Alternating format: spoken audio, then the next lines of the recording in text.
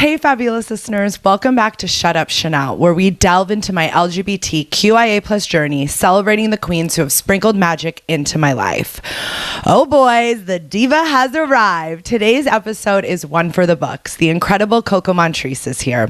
Coco is a powerhouse who lit up screens on RuPaul's Drag Race Season 5 and All-Star Season 2.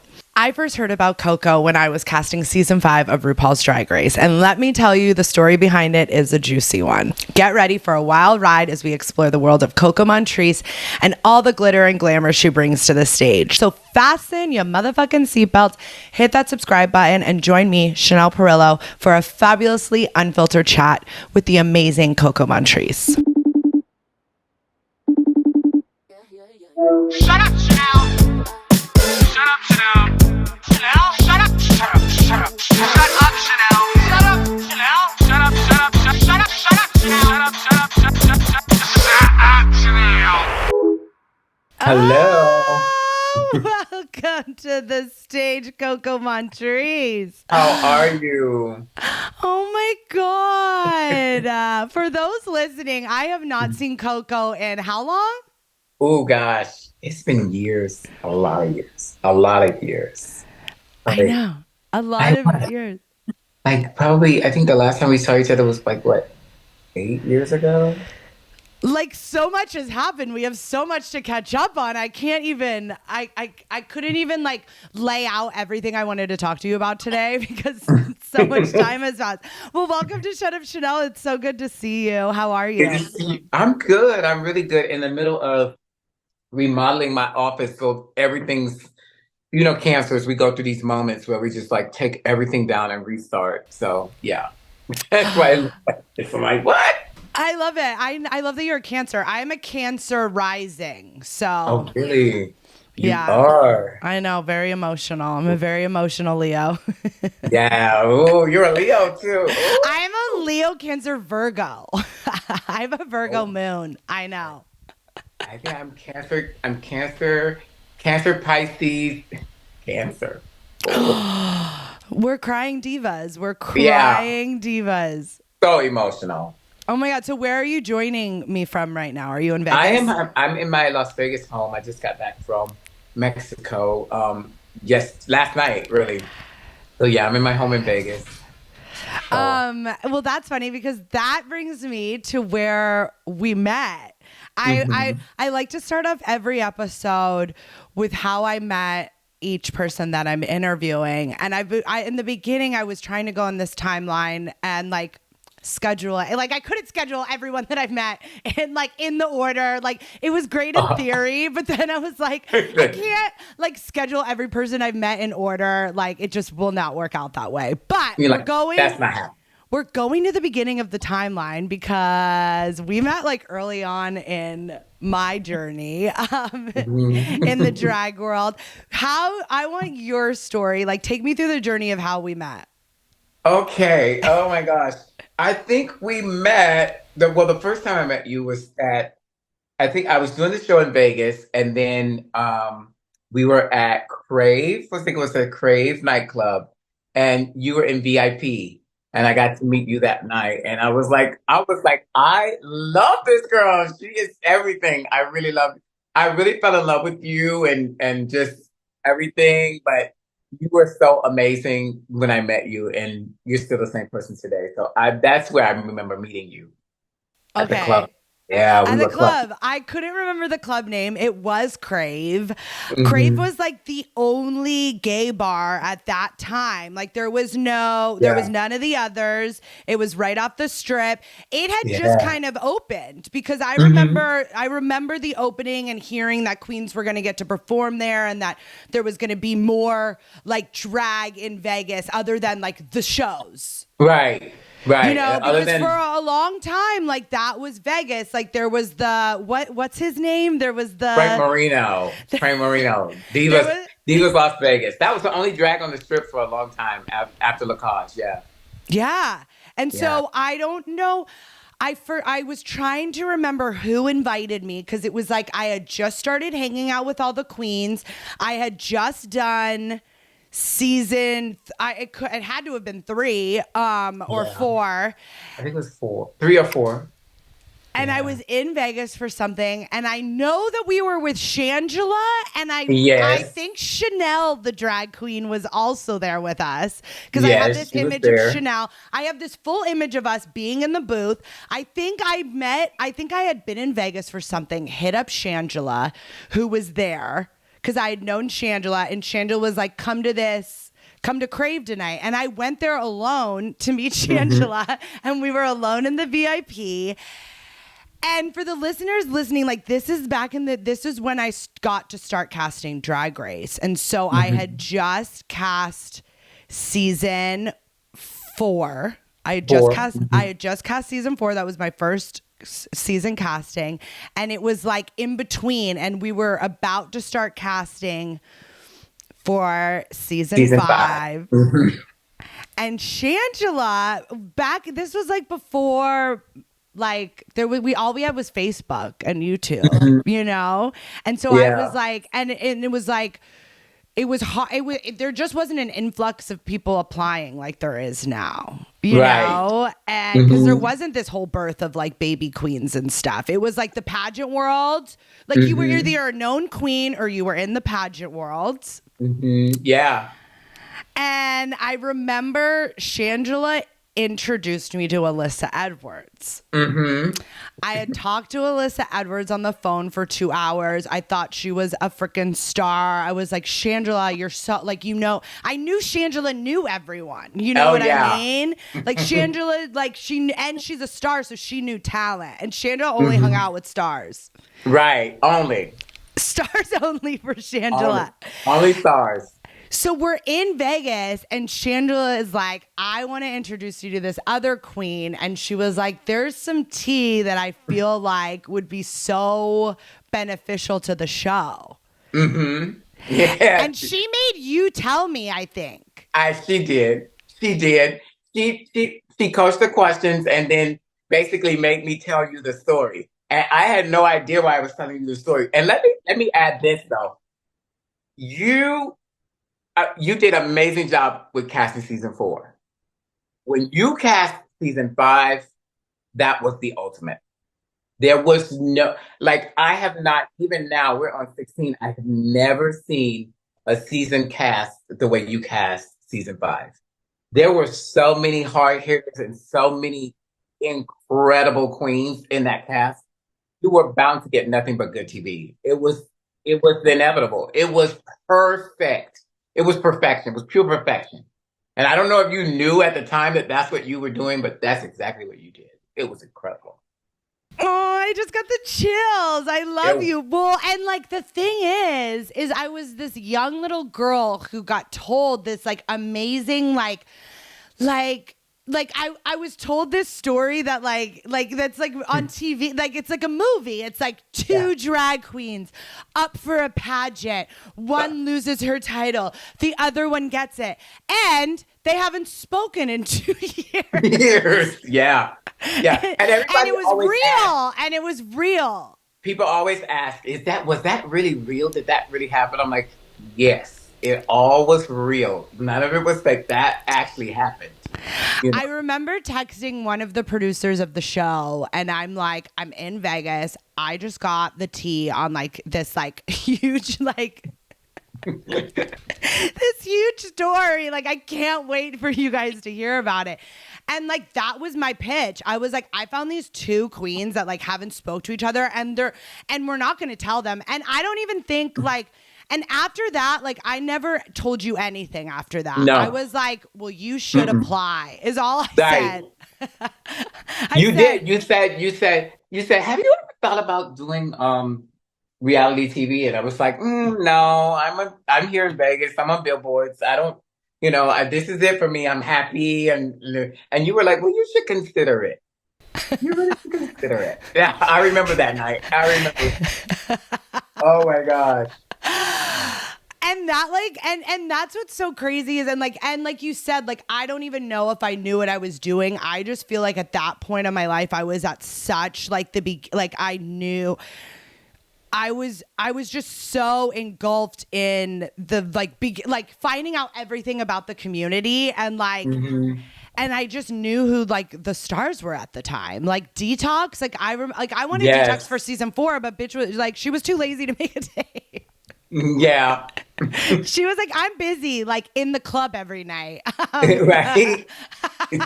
So crazy.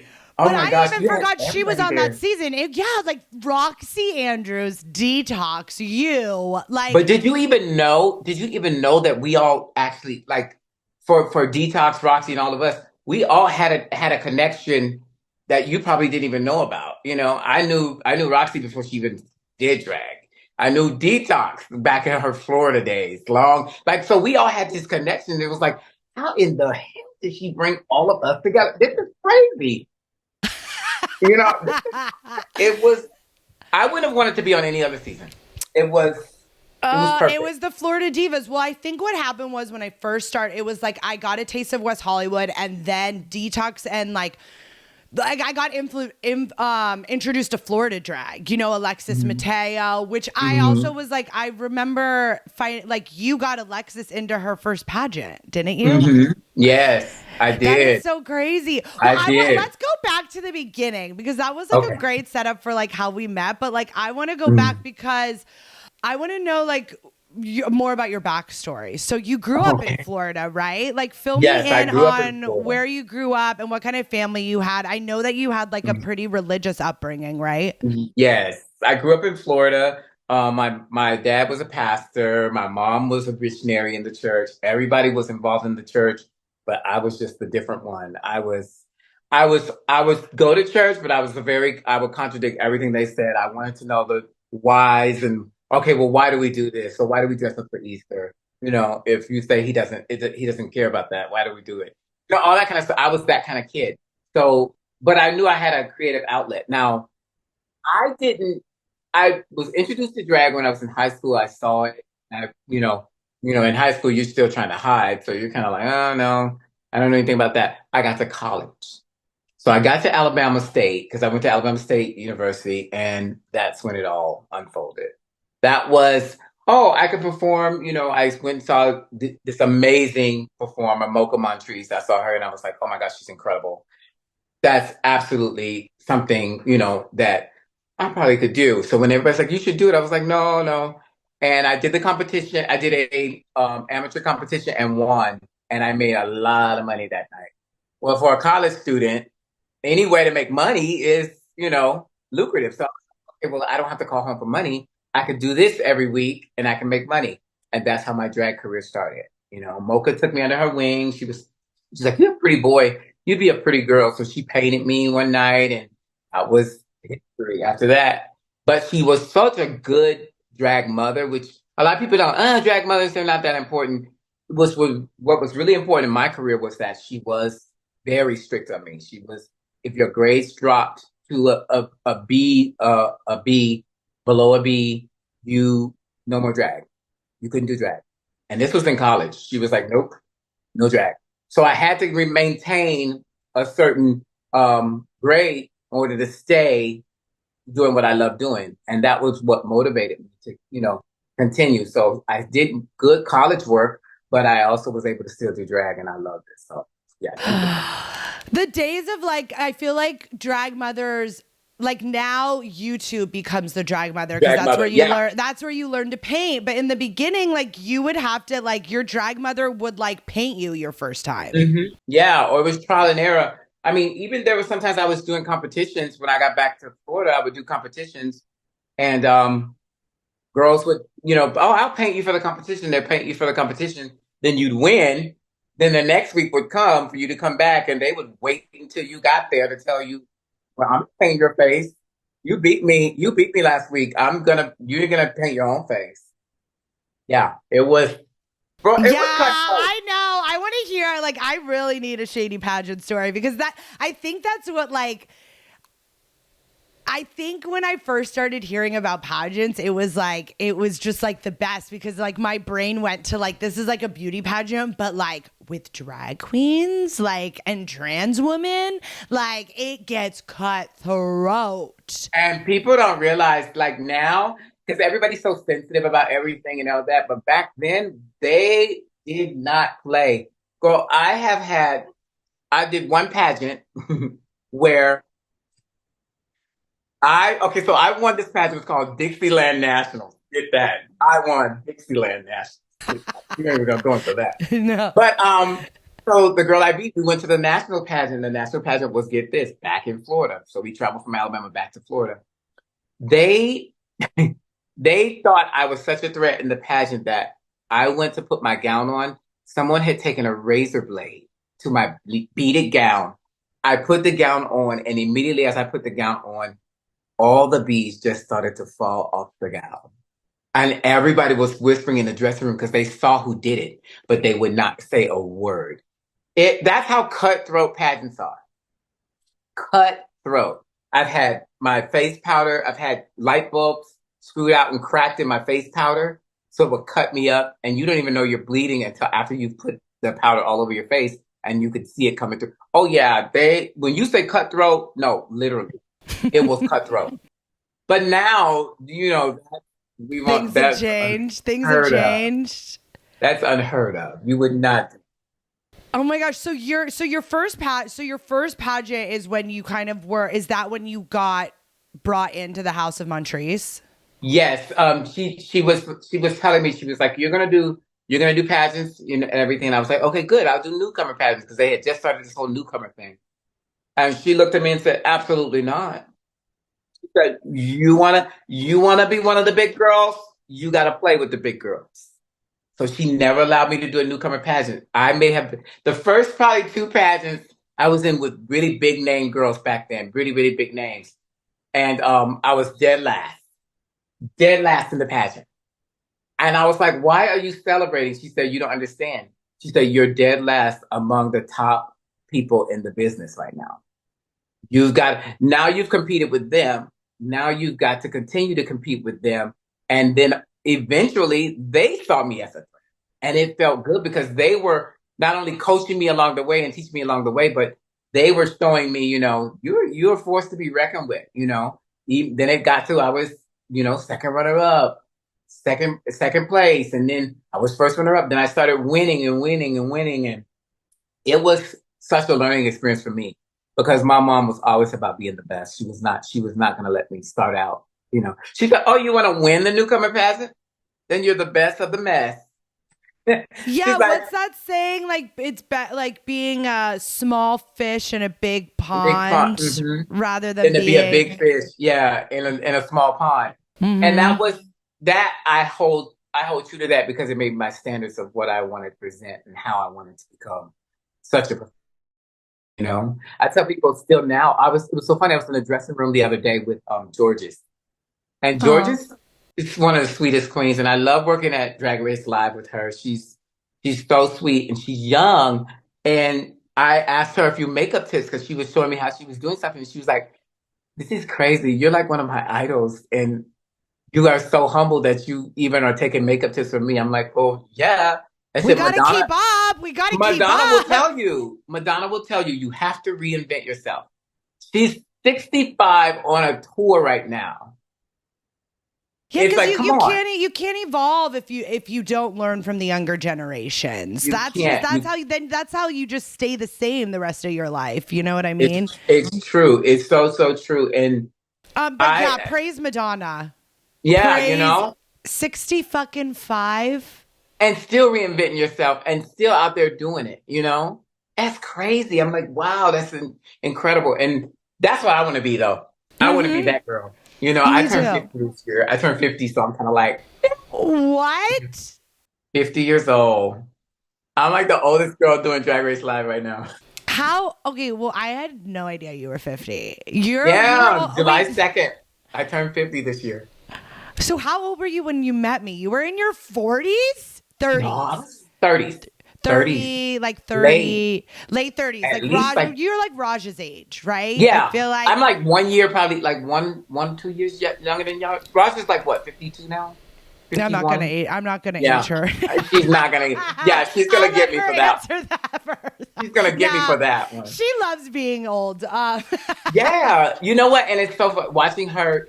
And she's gonna kill me. But watching her gracefully do it and still be on top of her game is like, I love her. I love I love connecting with not only the younger ones, but the older ones too, because Chad has always been so graceful with me and always like coaching me. And I love, I love that Yeah, part of so the you family. were like my age that I am right now when Right. So you which were a is baby I was when a you cast little me. baby. No, I that's why I'm thinking back now, like even doing all these interviews, realizing like how young I was. Yeah, you were young. Too much power for such a You young were age. young and you changed a lot of lives. You changed a lot of lives. And that's just so dear to me, because people always forget. Sometimes they get there and it's the camera flashing in their face and they're these big stars, but they forget what the process was that got them there. And I'm always want to go back and look back at the people who made made it possible for me. And I'm always like, thank you so much. You changed my life, and you were a baby then. You changed my life. But you need to do this show. You need to do it. You need to do it. Can't I take knew that. it. I knew it. I was so like, and I still like, I just like, whenever I'm on a show or a job, I just become that. Like I was literally just casting a granny show, Golden Mhm. Girls, and like you become whatever. That's how casting works. Like you become whatever world you're kind of working in. It just so happened that Drag Race was like my first casting job and like my first like taste of drag. So like I was making it my world and I was going to know who the best of the best were. I wanted to know all the drama. Like, I wanted to be that girl that brought stuff to them that was like, look, you already have a fucking storyline for your Right. season. You know what I You, mean? Like, you you already don't even got have to. that. You don't even have to make it up or find it. It's here. It's right here. Right, it's right here. Here you go. And it's great. Oh my God, I love that so much. It's so fun. And like it just so happened that you and Alyssa were also like stars. Like, you know what I mean? Like I And lucked it's so out. I funny. lucked out. It's so funny now because well, also because of your casting and because of the show, we were able to literally mend a friendship that would have not even. I mean, maybe it would have mended further down the line, but the process of actually being cast in the show and then doing the show together, it really brought us back to what our purpose and why we were friends in the first place. The whole time we were there. I mean, sometimes I'm sure you weren't on set to see it, but a lot of Well, you know, that's what fucking sucks is like that was so like your season was the first season that I wasn't allowed to work on set because I was like I knew Detox really well. I knew like I knew there was that's why that season was so special because those were like my girls. Like I feel like I right, hand delivered you to their doorstep and then it was like well, now you can't be there because you like hand delivered them. You know what I mean? It was like very that. Like my right, hands were yeah. two in the cookie jar. hmm But I wish And so I so had to hide and I would hide like, you know, the double mirror. Like I would uh stand behind there like all day because they put me on guest judges. And so hmm like the guest judges wouldn't arrive till like midday. And so I would just be like, let me go peek on the girls. But like, and even the lip sync for your lives, like I had to like hide because they didn't want you hmm to see me because they thought it would like, I don't know what they thought, throw. I but guess they thought it would throw everybody to see you there, but for us, it was a reconnection, and people don't realize, through all the drama that they saw on TV, but Alyssa and I were reconnecting the entire time. By the time we got to the Swan, we did the whole Swan Lake thing. That by that point, we had already, had those moments where she was telling me, keep your head in the game. Come on, we gotta do this. You gotta be good. We gotta be good. We gotta make it happen. And it felt good because we were back to where we were before that. When we were doing pageants. And even after she beat me at Miss Gay America, that same night we were up in the suite and she was preparing me to come back and she was gonna do my talent and we were working together. So to go from that to this and then back working together where we were on set together going, okay, pull it together. I was bummed because I had to lip sync and I would look at her and she'd be like, turn it on, perform. Give me the Coco that I know. Don't Don't let it get in your head. It felt good. You did such a good job casting this. You really did. I remember that. I remember it was like, yeah, because it's like at the end of the day, it's sisterhood. Like it was like that was something to not like, you know, it obviously people were hurt and like and you guys just kind of like went your separate ways, but that was like a moment for you to like fully connect and work together for like the same goal. Wait, Yeah. okay, so I don't want to like have to always rehash it, but like for like maybe there's some younger listeners that like don't know the tale of Coco Montrese and Alyssa Edwards. Like, let's go back. So you had been. I looked up all of your titles, and like, so you pretty much started competing in like 2003-ish. Yeah, I mean, I had done a few before that. I had to a lot of them that they didn't, you know, they haven't documented. Like, 'cause Miss Nationals was back in '96, so I had been competing. I would say I started competing back in '94, actually. Yeah. Were you even born yet? Yes, I was born in 1986. Okay, good. Yeah, Good. I'm not that young. I mean, So, well, you look great. You look that we young. both look fucking But, amazing. yeah, so thank you. I have a wonderful surgeon. no, you look. I know. Just But I get. This is not. No, we're not all natural. Yeah. No, not at all. But Alyssa, I had been watching Alyssa for a few years. I had come to see her compete at Miss USA, and I was just enthralled with her. I loved watching her compete. I thought she was one of the best competitors I've ever seen, and we just became friends. And we would. Yeah, you both, like, for the listeners, like, Alyssa, like, if you were in the pageant world, you knew who Coco Montrese and Alyssa Edwards were. You both were, like, fierce competitors in your own lanes, though. Like, you were, like, you were killing Florida and she was killing Texas. Yes. So for us, we met and we were just into each other for pageants. We loved pageants. We loved everything about pageantry. So we decided we were going to Miss Gay America, and Alyssa had gone for a couple of years, and I think I went a total of 3 years. So this would have been my third year there.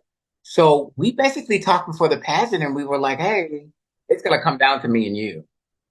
And now, how we knew that, it was just our confidence, because there were 54 other girls in the pageant. we were there. We were like, it's coming down to me and you. So we would like brainstorm and talk about things. And then, she won and I was first runner up. We fought to the tooth and nail and she won first runner up. And we were honestly fine. Of course, for the drama purposes, people were like, they read into our pictures and then they read into the crowning pictures. So, Coco was pissed. It's all kinds of, people analyze. No one's stoked to lose anything. Like, No. If your sister wins, you're like, fuck, like, I didn't win, No, but I felt really, like, I was really, really happy for her. Yeah, exactly. Because she had been going more years than I had been going. So it was kind of like, it's her turn. I'm it's her next. turn. Yeah, exactly. Amazing. So when the call came that this was happening, what people didn't realize what that is, pageants on the outside look just like glitz and glamour, but there are a lot of paperwork, a lot of legal stuff involved in pageants. You sign these contracts, you say you're going to do X, Y, Z, ABC, 1, 2, 3. And as a first runner up, you sign a contract too saying, if I'm first runner up and something happens, I must take this over. And if I don't, there are certain penalties that'll happen to me. I'll be banned for life. I could not come back to the competition ever. All kinds of stuff. And people didn't know all of that. So they were like, oh, Coco set Alyssa up and stole her crown and all this stuff. It was crazy. And for us, we had never experienced, like you said, there was only Facebook. I think Facebook was just like evolving back then. So it wasn't even a lot of social media. So we didn't know how to handle all the people online saying stuff and making up their versions of everything. So when you clap back, you don't realize, oh, your clap back's not going to be taken at the people online. It's going to make it look like you're coming for your girl. You're coming for your sister. So that's how it got with me and Alyssa. So I posted this is crazy. So I posted a thing. People were coming at me after the title was taken from her, and people were coming at me hard. So I just posted a picture of me on the beach with a margarita Like, so everybody went Like online. Like, everything's fine, guys. they were sending it to her, saying, "Oh, Coco is letting you have it." She's saying now she's got the title. She's on the beach, and oh yeah, it was crazy. Yeah, so you got a good storyline from that. But that's what I mean. The basis of everything was, and that was not the case between us. No, So and I like knew that. And even Shangela, like it was like there's enough of a story there to where it's like they haven't spoken. Are they gonna like because I even remember production being like, is this like is someone gonna like hurt someone, right, like right. how pissed is she? And I was like, no, it's like not that kind of pissed. It's like No, they just haven't like talked it out, and this would be like a no. platform for them to talk it out on. Like we were like Maury Povich up in here. Like Yeah, yeah, because I mean, we were both sitting there, and yeah, she was sitting at home, really dealing with, and people didn't understand. They were like, "Oh, she should be fine." I'm like, "No, you have to really understand. Alicia is a pageant girl, so going through that emotional time of the title being stripped from her, she was having her moment. She explained it to me later. She said, it wasn't that I didn't want to pick up the phone and talk to you or anything at that moment. I was just going through my emotional state.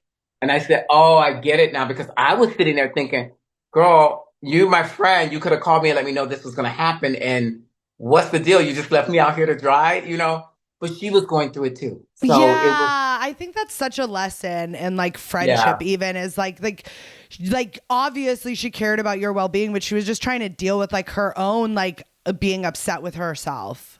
right. And then hearing from everybody else, "Oh, Coco's saying this, Coco's saying that." She has no time to decipher, is this true? Is that so she's already in her emotions. So then it's like, okay, then fine. I just won't speak to her. That type of thing. So it was a pretty interesting time for us, and for it to play out on TV like it did, um, I think was great for both of us. So much happened. I think like that was even when like memes first started. Like I don't think there was drag queen memes until the orange makeup Oh, the situation. orange was, you know what? And I don't even back then. I probably did not like find it funny at first. I thought it was like, oh my I was gonna ask you, was that annoying to have to go through? Especially god. being you were this like celebrated, like pageant winning, like Mhm. Vegas sensation. Like you were already like known as being a very good queen. So then for Polished people to be queen. coming for your makeup color, like is You know, that the first time you had heard that before? yes, and you know what? At the time for us and girls of color can explain to you too. It's a touch and go thing, I was you gonna know. say I don't even know, like I didn't even know that much at the time, but I knew that black girls wore that type of banana powder, and Yeah, because we were sometimes it trying would to be figure. We'd have yeah. to mix. We'd have to mix powders find to find something that worked for us. And it would always be a trial and error, mixing powders, fixing this and fixing that. And like I told them there, I'm an emotional, I'm a type of person, I don't pay other people. I'm very emotional when it comes to putting on makeup. Whatever mood I'm in determines how the makeup comes out. So if I'm stressed or I'm angry or I'm upset, then it's gonna be not cute. But if I'm calm and collected, people go, "Oh my God, your makeup looks really good today." Because that's just how I am. I'm a mood person. And I'm that a mood day, dresser. I'm a mood dresser for sure. Like I could never pick out my outfit ahead of time because I'm like, mhm, what if I'm in like a goth mood that day? What if it like depends on my mood. right. So with the makeup, that was the issue. It was like, oh my God. So that day was not a good day. And those powders got mixed. And Alyssa was like, "Look how fucking orange you look." And I was like, "Oh, really? Are we really doing this?" Yeah. But I wouldn't trade it for the world though. Right? Like it's all part of the story. That orange meme, let me tell you, that orange meme has paid many of mortgages on many homes. Um, and people love it. It makes people laugh. And you know what? RuPaul always said you have to learn to laugh at yourself. And that was something I learned from that whole situation.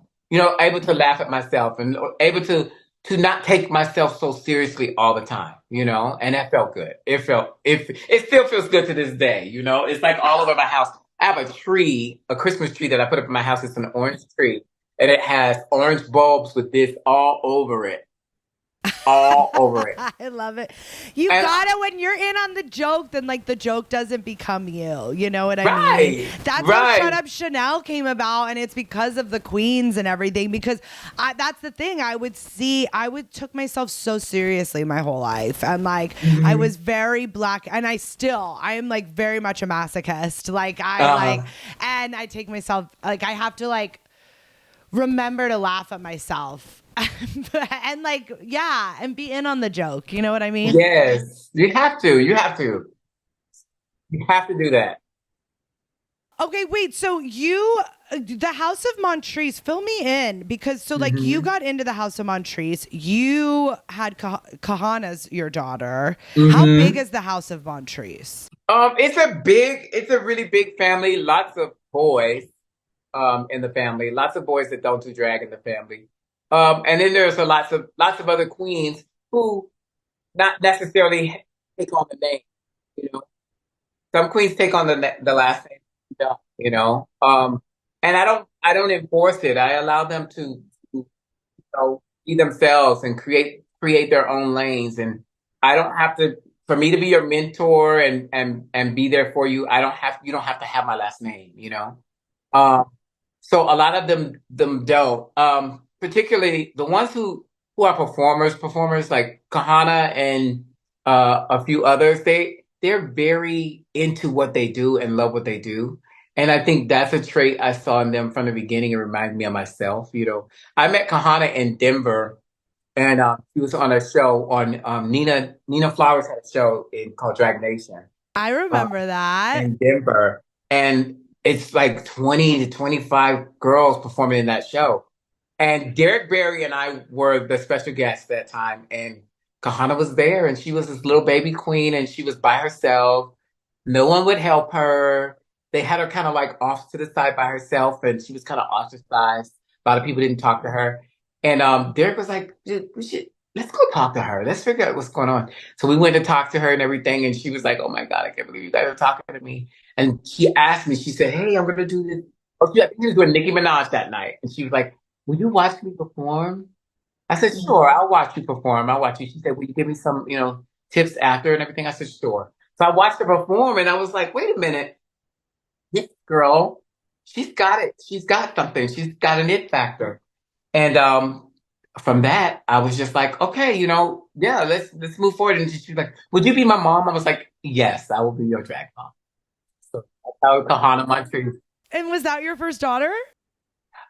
She wasn't my first daughter, but she was my first main, on a big scale going, forward. Like I'm gonna become this star type girl. Yeah.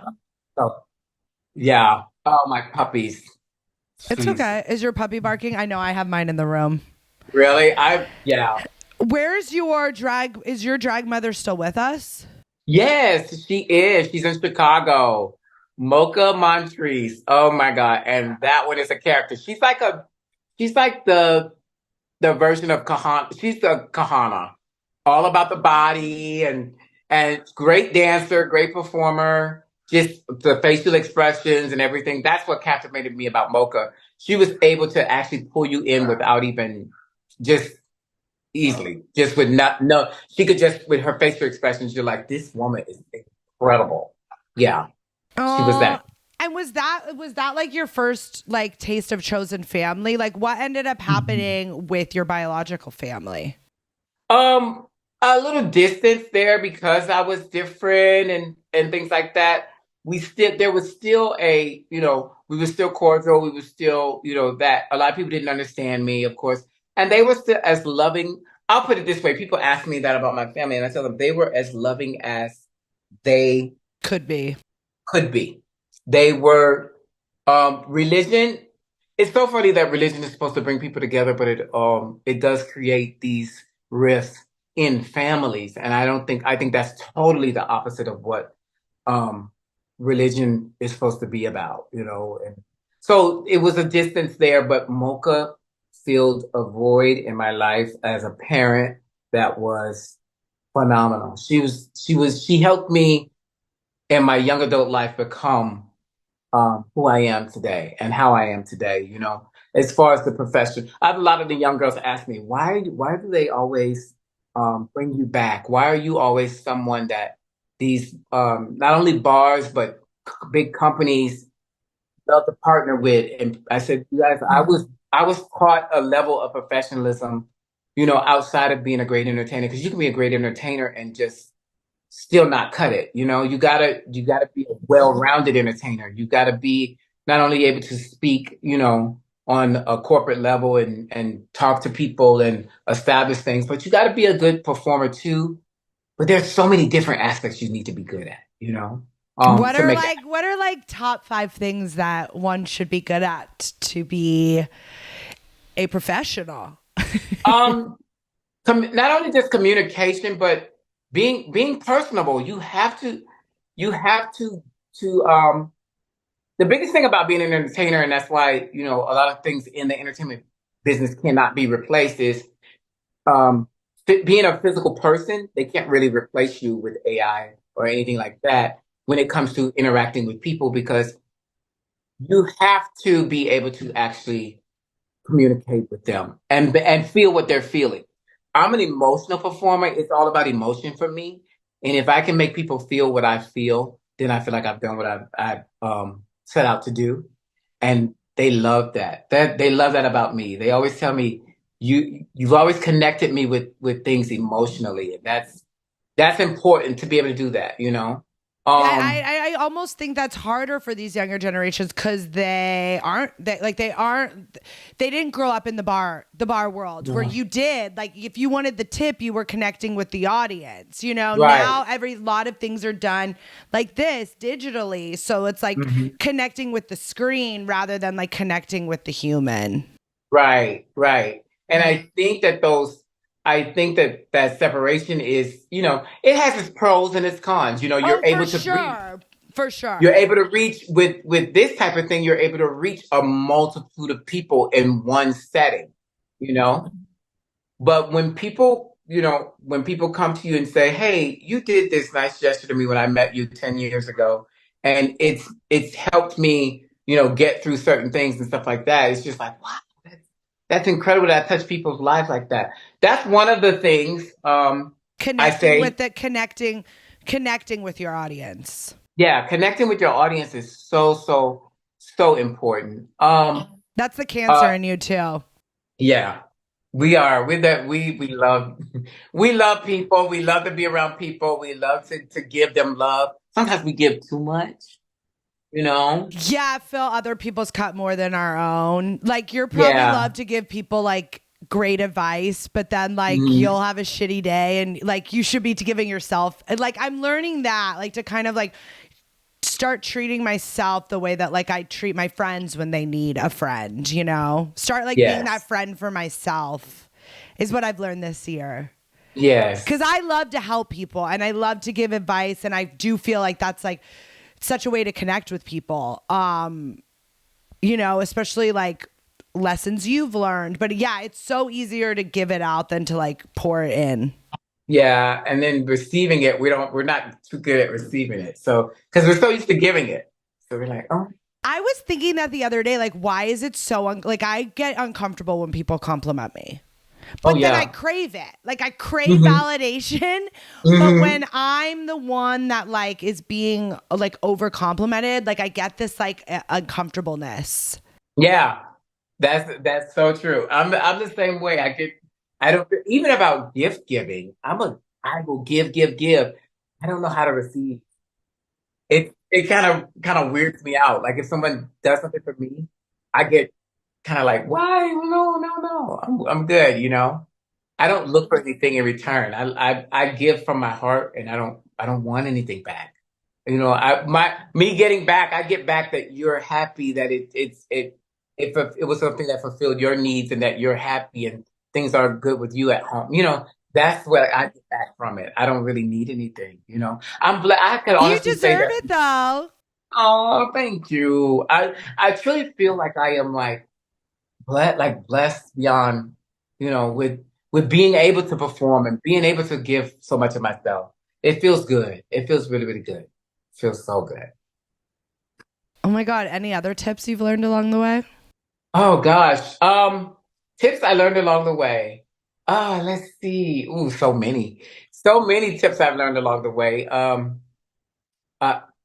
know your audience. Know what they I always do research anywhere I go, anything I'm doing. If I'm working for a company, what my audience is going to be like. What am I doing? I always tailor everything I do to those people, to make sure that I can reach them where they're at. I can find them where they're at and reach them where they're at. I think that's very important. That's a good tip to always do that. Try your best to always be, on time. I'm very particular about, not missing flights or anything. My entire drag race career, I under my control, unless it was something to do with the airlines or anything. I never missed a flight. I never missed a gig.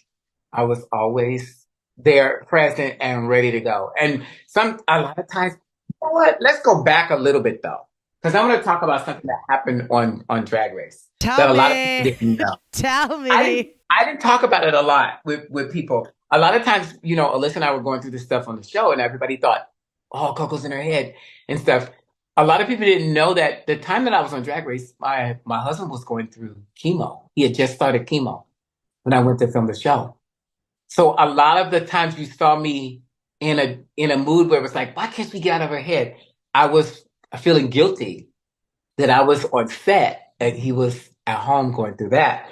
But it was what he wanted. He wanted me to go and do that because it was giving him the will to live. So that's just like a short synopsis of what was going on with me during Drag Race that a lot of people don't know. So a lot of times you watch the girls on the show, I watch the girls and I'm like the one that takes the clock apart and want to see what makes it tick. So when I see the girls going through certain things and everybody's like chalking it up to just, oh, I'm like, no, let me see. There's something deeper with her, you know? And then I'll meet these girls later, then they'll talk to me and they'll give me more backstory of their life. What they were going through. Yeah. I mean, that's just like such a powerful way of like looking at things, because people they forget that we tend to like think things are about us and or like something else. Yeah. When there's always something else going on. Like there's like that phrase, like you never know what someone else is going through, Yeah. Yeah. I'm so sorry. Wait, so I didn't even know this about you. So your husband, who you're still married to. Yes. 14. We've been together 14 years, 15 years now.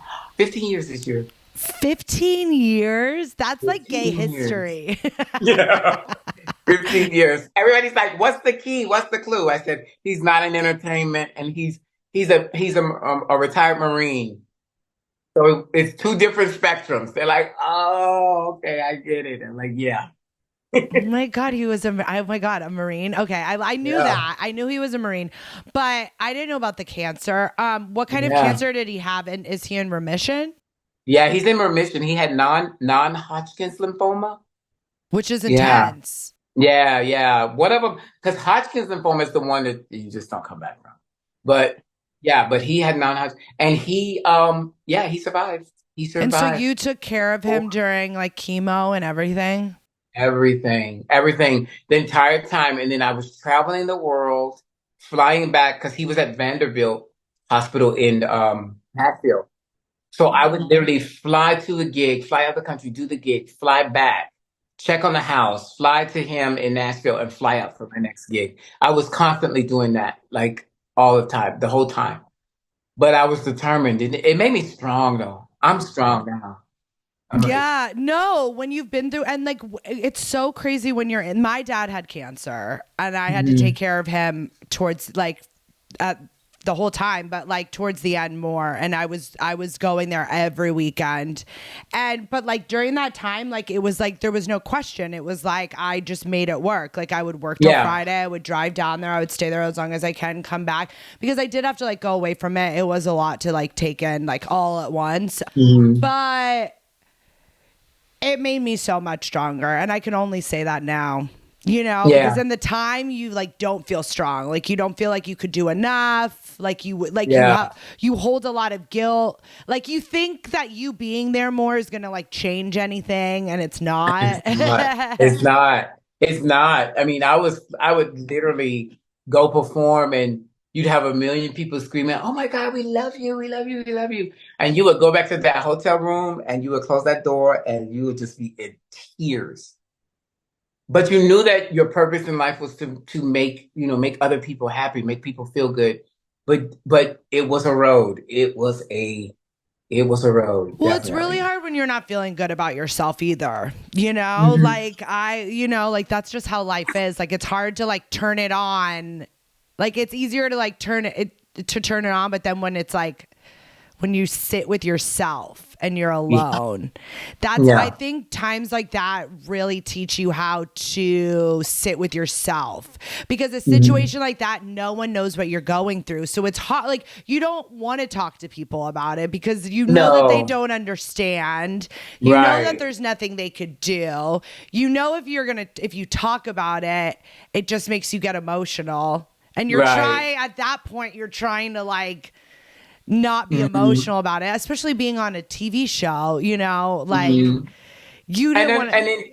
You don't want to bring it up. He was going through chemo. Like you don't want to bring up his diagnosis and like jinx anything. We were on, and I will say this now because we did film some stuff in Untucked that was not able to be aired, because just at that moment for me, after it was done, I was like, we don't know what's going to happen with him. You know what I mean? And I don't want to, like you said, I don't want to jinx it, but I didn't want to put a spotlight on him while he's trying to go through this, So it was hard for me to say no, no to that. But I had at that point I had to protect my family and be like, no, let's not air that. And they were like, really good. It would be good for people to be able to see that side of you, and I was just like, I would love to for my own personal gain, but I can't put him out there. I can't put him out there like that. And they said that we understand, So yeah, it was a lot. That's a lot. And you already had you were like the Alyssa, like that was already so much, because you knew that was going to be a storyline, because it was like, you knew. So you were like. And I understand, and I applaud the producers, because at the time, I do get what they were trying to do, because of course everybody was picking people who didn't even know the story. They picked sides between me and Alyssa, and they wanted to show a softer side of me so people could understand. Picking sides is okay, but they're actually going to be fine together.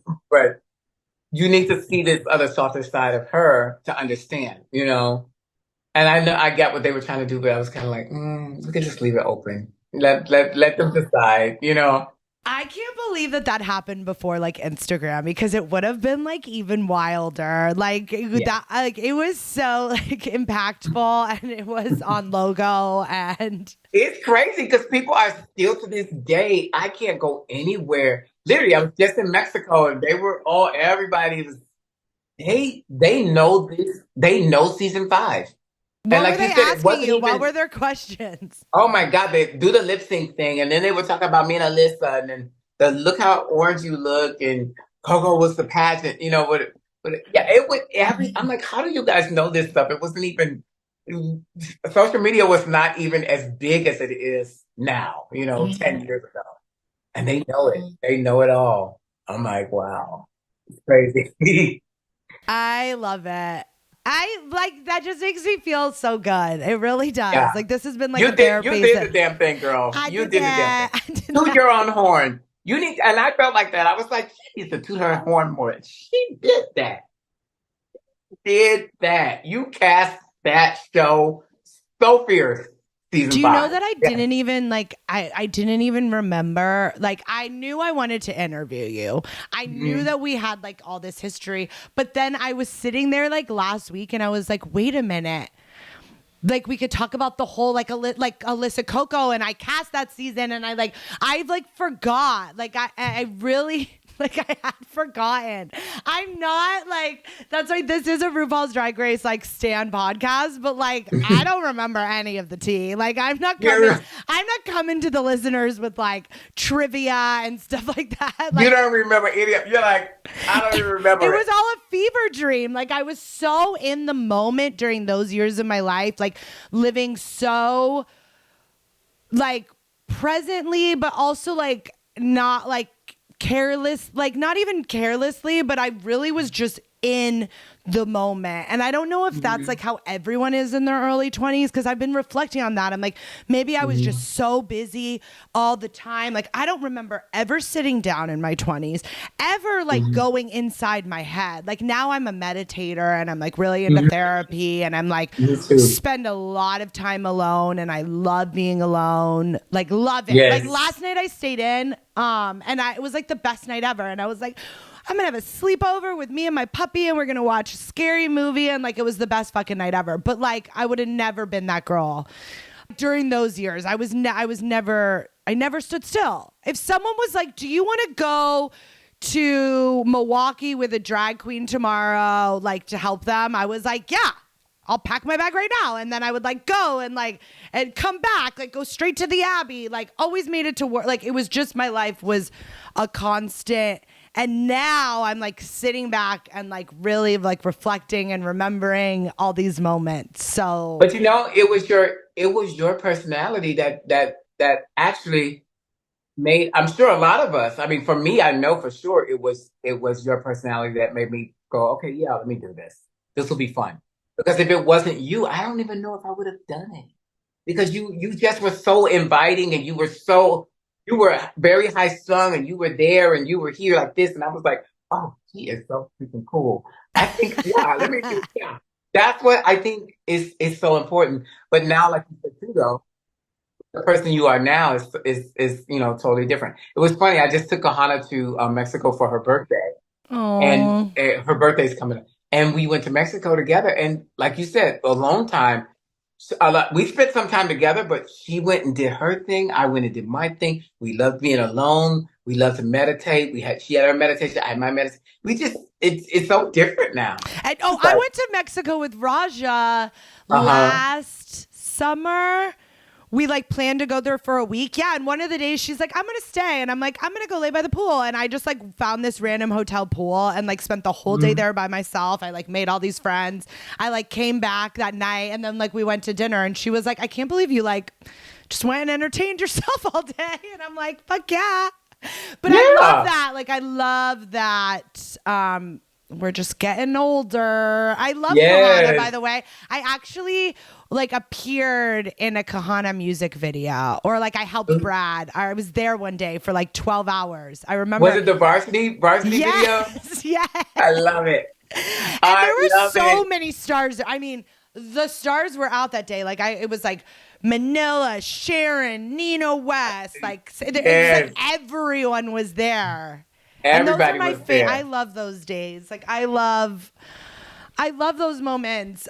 We really need to have like a season 5 like dinner or something. Yes, we do. We need to do an invite of just like a reunion, like an invite only of just people, not even just the girls, just like people who in the industry who we actually had interactions with, Brad, you. During that time, yeah. Like, it's because there's such a connection, and that's what's so weird is like, yeah, because even, that's why I'm like, did Alexis probably told me about you too?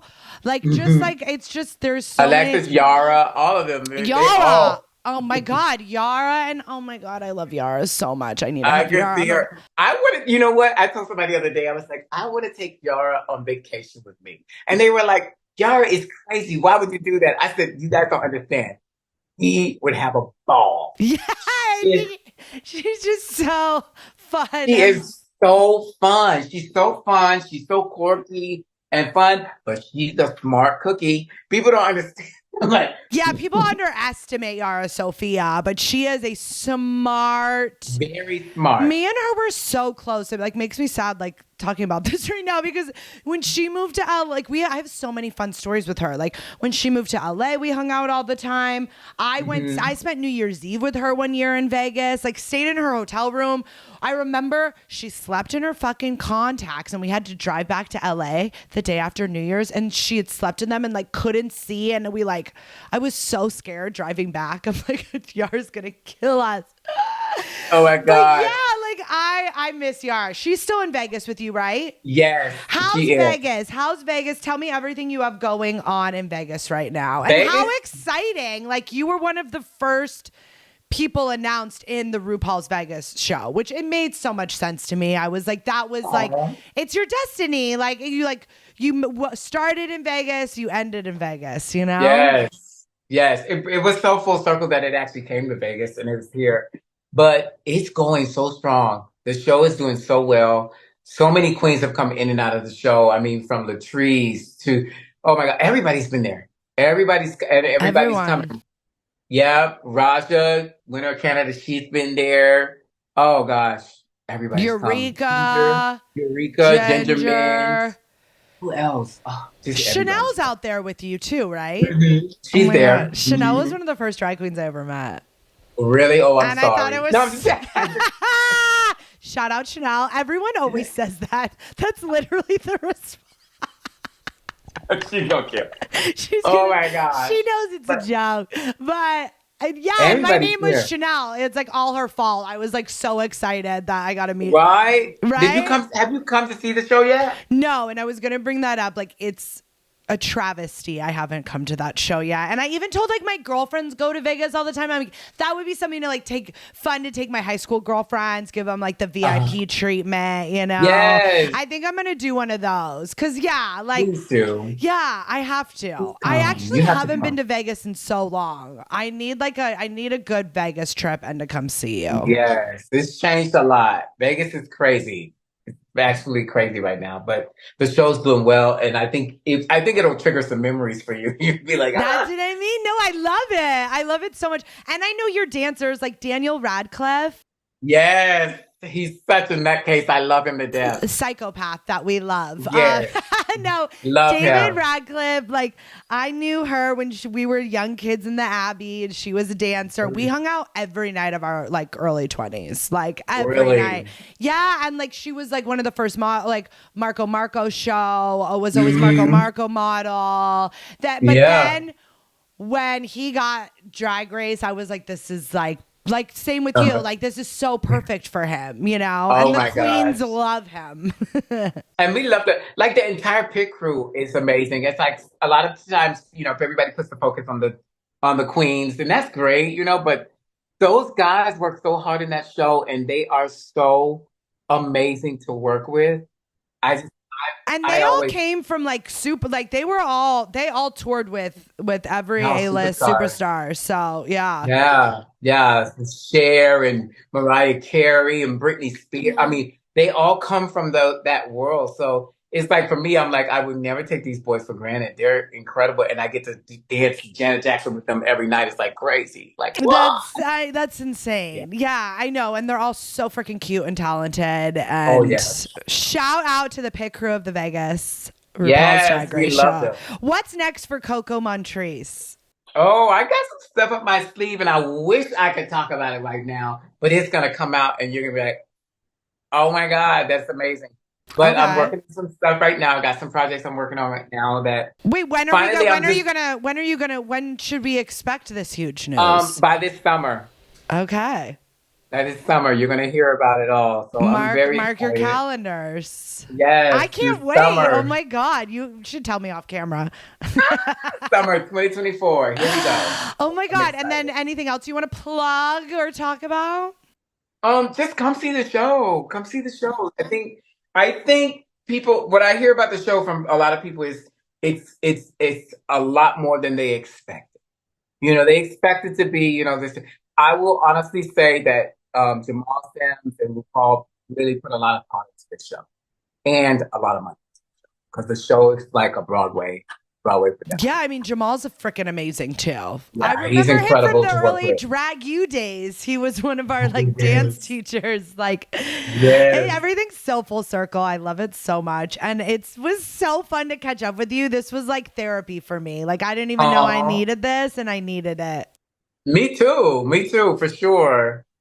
Thank you for like filling my cup up today and catching up with me. And I like to end Anytime. every episode with you telling me to shut up, Chanel. So why don't you look at your face. You don't want to. Let's do it. You ready? Come on, pretend we are up against each other for Miss USA. Okay, you ready? I'm ready. Shut up, Michelle. You said shut up, Michelle. Oh, shit. I think I've been wanting to say that since my season. She's gonna kill me.